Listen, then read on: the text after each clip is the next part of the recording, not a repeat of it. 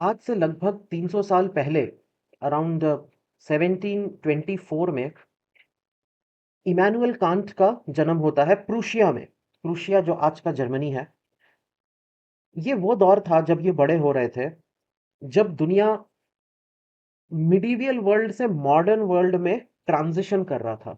Europe में feudalism धीरे-धीरे जा रहा था और मॉडर्न इंडस्ट्रियल वर्ल्ड धीरे-धीरे आ रहा था। एक ट्रांजिशनरी फेज़ था। 1750s का जो समय था, मॉडर्न इकोनॉमिक्स की शुरुआत होती है। एडम स्मिथ अपना बुक लिखते हैं। फ्यूडलिज्म धीरे-धीरे बंद होता है, पहले यूके में, फिर बाकी के यूरोपियन कंट्रीज़ में। इस दौरान इमैनुअल कांट ने अपनी फिलॉसफी लिखी, अपने विचार व्यक्त किए थे। ये पहली बार था जिसने एक इंसान की, एक ह्यूमन बीइंग की इंट्रिंसिक वैल्यू की बात की थी। इंट्रिंसिक वैल्यू मतलब आपके अंदर एक वैल्यू है। Just because you are a human being, आप एक इंसान हो, आपका दिमाग चलता है, आप आपका विवेक है, you are logical person, just for that reason आपका एक वैल्यू है। ठीक है? नॉर्मली हम क्या करते हैं कि जो इंसान ज़्यादा पैसे वाला है या ज़्यादा पैसे कमा रहा है या फिर सक्सेसफुल है, उसको हम ज़्यादा वैल्यू करते हैं compared to a poor person. ठीक है? वो सब वैल्यूज़ एट्रिब्यूटेड है, आर्टिफिशियल है, बाहर से दी गई वैल्यूज़ हैं। बट हर इंसान का अपना एक बेसिक वैल्यू होता है, intrinsic value. Can't was the first person who spoke about this intrinsic value। आज इसी विषय पे हम बात करेंगे और इसी विषय पे एक क्वेश्चन पीवाईक्यू जो कि 2014 में पूछा गया था, उसको आंसर करने की कोशिश करेंगे। क्वेश्चन कुछ ऐसा था, human beings should always be treated as ends in themselves and never as means। Explain the meaning and significance of the statement giving its implications in the modern techno economic society। तो Immanuel Kant का ये statement था। आपको इतना basics आपको पता होना चाहिए पहले से कि ये जो स्टेटमेंट है कि every human being should be treated as end in themselves and never as a means, ये जो पूरा कॉन्सेप्ट है, थ्योरी है, ये इमैनुअल कांट का दिया हुआ है। तो पहले हम समझ लेते हैं थोड़ा इमैनुअल कांट के बारे में। This won't be part of your answer, just मैं आपको समझाने के लिए ये चीज बता रहा हूँ। और आप लोग प्लीज़ चैनल को सब्सक्राइब कीजिएगा। काफ़ी लोग चैनल को सब्सक्राइब नहीं करते हैं। चैनल को सब्सक्राइब कीजिएगा क्योंकि if you are a UPSC aspirant, जो कि एथिक्स का पेपर भी उसके लिए इम्पोर्टेंट ही होगा अगर आप यूपीएससी एस्पिरेंट हैं तो ये चैनल की ज़रूरत आपको बार-बार पड़ेगी क्योंकि हर एक पीवाईक्यू इस चैनल पे मैं डिस्कस करने वाला हूँ। ठीक है? तो आप लोग प्लीज़ सब्सक्राइब कर लेना, नोटिफ़िकेशन बेल ऑन कर लेना। तो उससे क्या होगा कि जितने भी हम क्वेश्चंस डिस्कस करेंगे, आपके पास नोटिफ़िकेशन आ जाएगा and you can watch all of them. During his years as a professor, Kant developed a profound interest in questions of morality, freedom and role of reason। ये इनका मेन मुद्दा था, reason, जिसके basis पे पूरा इनका philosophy बना है। He believed that reason was what made human distinct and granted them the capacity for moral autonomy। Reason मतलब एक व्यक्ति जो है वो विवेक से काम कर सकता है, उसके पास एक तर्क वाला दिमाग है, वो सिर्फ़ गाय-बकरी की तरह जैसे ज जिधर चरा दिया उधर चले गए वैसा नहीं होता। इंसान का अपना एक विवेक होता है, वो अपने लिए खुद के डिसीज़न्स ले सकता है। तो हर एक इंसान के पास कैपेसिटी होता है मॉरल ऑटोनॉमी का, अपना इंडिपेंडेंट सोच रखने का। Every human being has the capacity for reason. इसलिए हर एक इंसान का अपना एक इंट्रिंसिक वैल्यू होता है। Kant was particularly disturbed by how historically people had often treated others as mere means to their own ends, as seen in practices like slavery, exploitation and coercion। Can't ने ये सब अपनी आंखों के सामने देखा है और हिस्ट्री में भी पढ़ा है कि किस तरीके से एक इंसान दूसरे इंसान को एक टूल की तरह, एक औजार की तरह यूज करता है, एक मीन्स की तरह यूज करता है कुछ और अचीव करने के लिए। जैसे स्लेवरी है, इंसान को तो टूल की तरह यूज़ किया जा रहा है ना, एक अप्लायंस की तरह यूज़ किया जा रहा है। या फिर एक्सप्लॉइटेशन जो हो रहा होता है फैक्ट्रियों में, कंपनीज़ में, जस्ट बिकॉज़ एक इंसान को पैसे कमाने हैं, घर चलाना है, उसको एक टूल की तरह एक्सप्लॉइट और अब्यूज़ किया जाता है। और कोवर्शन मतलब कुछ करने के लिए आपको विवश करना। जस्ट आपकी आइडियोलॉजी या फिर रिलिजन के नाम पे कुछ ना कुछ करने के लिए विवश करना, दैट इज़ कोवर्जन। तो यहाँ पे इंसान को एज़ अ मीन्स की तरह यूज़ किया जा रहा है, टूल की तरह यूज़ किया जा रहा है। ये देख के कांट वाज़ रियली सैड।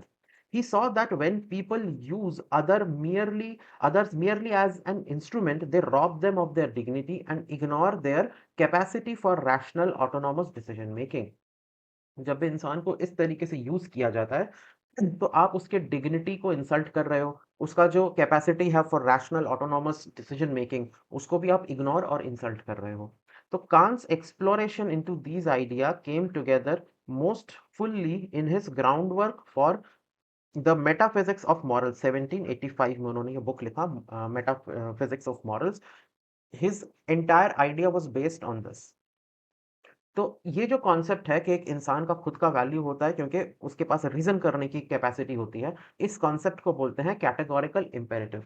ठीक है, तो आपको ये भी याद रखना है, कैटेगोरिकल इम्पेरेटिव जो है वो इमैनुअल कांट का कॉन्सेप्ट है, और this is what the concept says, a principle of morality that he argued could be universally applied. पूरी दुनिया में, पूरे यूनिवर्स में अप्लाई किया जा सकता है। This principle arose from his belief in the intrinsic worth of every human being. हर इंसान का एक इंट्रिंसिक वर्थ होता है जो कि उसके पैसे पे निर्भर नहीं करता, उसके क्लास, उसके रिलीजन या फिर उसके स्किल्स पे डिपेंड नहीं करता। Just because he is a human being and has the capacity to think rationally, he has an intrinsic worth. So Kant argued that every person by virtue of being rational has moral worth and deserves respect, not because of what they can do for others, but because they are capable of autonomous moral reasoning. Same बात है, वही कि एक इंसान autonomous moral reasoning के लायक है, इसीलिए वो डिजर्व करता है एक इंट्रिंसिक वर्थ। ठीक है, this was all about categorical imperative and the philosophy of Immanuel Kant. Immanuel Kant is also the father of utilitarianism. ठीक है, तो ये कुछ चीजें हैं जो आपको याद रखनी है इमैनुअल कांट के बारे में। ठीक है, क्योंकि ये क्वेश्चन आएगा तो आपको लिखना है इमैनुअल कांट का नाम, क्योंकि तभी तो पता चलेगा ना कि यू नो कि ये स्टेटमेंट किसने दिया था, कहाँ से शुरुआत हुआ था। ठीक है, तो उसके बाद if you want to join our ethics batch, you can contact us through WhatsApp, link description में है और ये उसका पूरा डिटेल है। ठीक है, you can read it by pausing the video. हम लोग आंसर की तरफ आगे बढ़ते हैं। तो आंसर क्या होना चाहिए आपका? तो answer, the opening statement of your answer should be by mentioning Immanuel Kant. Immanuel Kant को आपको मेंशन करना है ताकि एग्जामिनर को लगे कि आप पढ़ के आए हो, तुक्का नहीं मार रहे हो यहाँ बैठ के। ठीक है, the statement human being should always be treated as end in themselves and never as means is rooted in the ethical philosophy of Immanuel Kant. ये आपने बता दिया एग्जामिनर को कि आपको पता है कि ये स्टेटमेंट इमैनुअल कांट का है।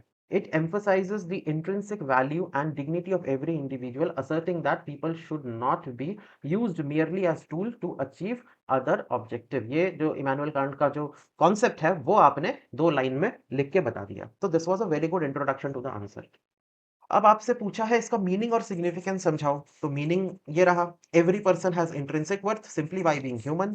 This value is not dependent on their utilities to other. Treating individual as ends means respecting their ability to make their own decision and acknowledging their moral agency. ये meaning है। और significance क्या है? ये जो principal दिया था Immanuel Kant ने, this principle forms the basis of many ethical theories. जो आजकल हम देखते हैं ह्यूमन राइट्स, ये भी इसी इसी फिलॉसफी पे बेस्ड है।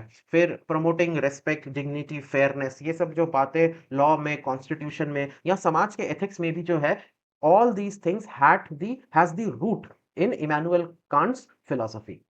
ठीक है, दिस इज द सिग्निफिकेंस। अब बात करते हैं कि मॉडर्न टेक्नो इकोनॉमिक सोसाइटी में इसका क्या रोल है। ठीक है, तो यहाँ पे हम देखते हैं मॉडर्न इकोनॉमी में क्या क्या आता है। जैसे लेबर प्रैक्टिसेस, फैक्ट्री कंपनीज में लोग काम कर रहे होते हैं। ठीक है, तो they most people are working somewhere, तो लेबर प्रैक्टिसेस सबके ऊपर आ जाएगा। ठीक है, it's an umbrella like thing which will span across most of the people's head in the society, क्योंकि ज्यादातर लोग कहीं ना कहीं जॉब ही कर रहे होते हैं।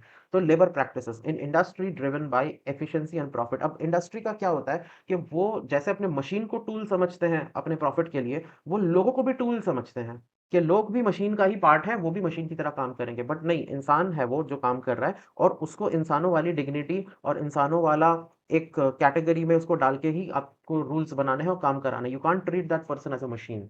ठीक है, इन industries driven by efficiency and profit, workers are often seen as mere resources. Ethical labor practices, अब आपको ethical labor practice follow करना है, ना कि इंसान को मशीन समझना है। तो आपको fair wage देना है, safe working condition देना है, ensure करना है that workers are respected as individuals। ठीक है, example, the implementation of fair trade practices in global supply chain ensures that producers in developing countries receive fair compensation and work under humane condition। तो जैसे US है, Europe है, यहाँ की companies अपना माल जो है वो चाइना में बनवाती हैं, वियतनाम में बनवा रही है, बांग्लादेश में बनवा रहे हैं। तो क्यों बनवा रहे हैं? क्योंकि वहां पे लेबर कॉस्ट जो है कम है, सस्ता है।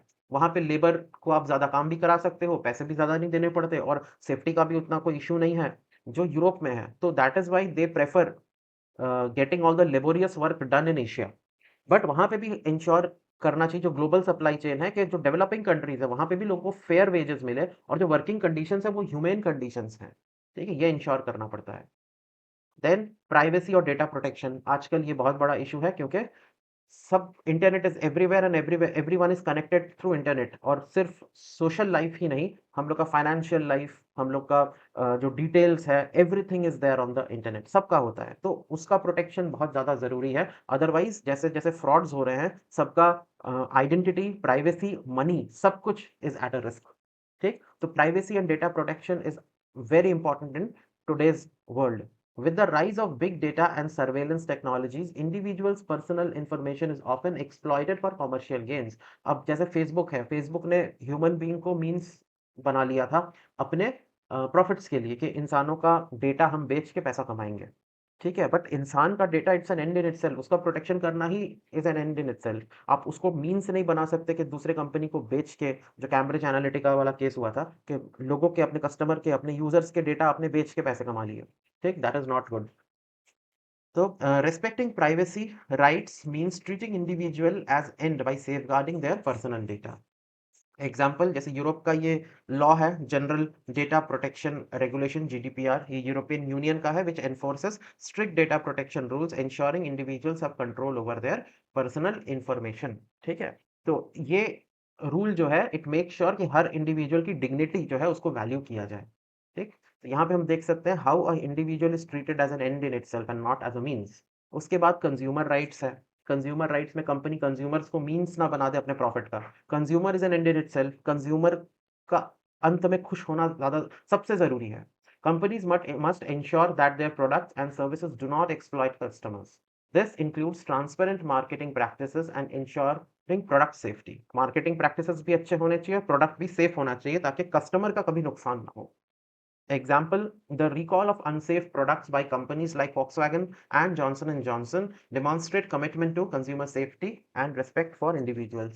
एक बार वो Volkswagen ने ऐसी गाड़ियां भेज दी जो गलत एमिशन दिखाता था। जैसे जब गाड़ी रोड पे चलती थी तब तो एमिशन बहुत फ्यूल एफिशिएंसी के लिए वो एमिशन बहुत ज़्यादा करता था, और जब गाड़ी टेस्ट हो रहा होता है, टेस्टिंग कंडीशन में गाड़ी बहुत क्लीन धुआं छोड़ता था ताकि एमिशन स्टैंडर्ड्स वो मीट कर सके। तो गाड़ी में ऐसे सेंसर्स लगा दिए थे उन्होंने जो जो समझ पाए कि गाड़ी कब रोड पे भाग रही है और कब गाड़ी का टेस्ट हो रहा है। तो इस वजह से फोक्सवैगन को काफ़ी क्रिटिसिज्म झेलना पड़ा और फोक्सवैगन को सारी गाड़ियां वापस बुलानी पड़ गई। उसके बाद जॉनसन एंड जॉनसन था 1984 में, इनके पैरासिटामोल के टैबलेट में साइनाइड मिला था और यूएस में उनका टैबलेट खा के 7 लोग मर गए थे, तो उनको $100 मिलियन कंपनसेशन देना पड़ा और पूरा टैबलेट का जो बैच है वो वापस बुलाना पड़ा।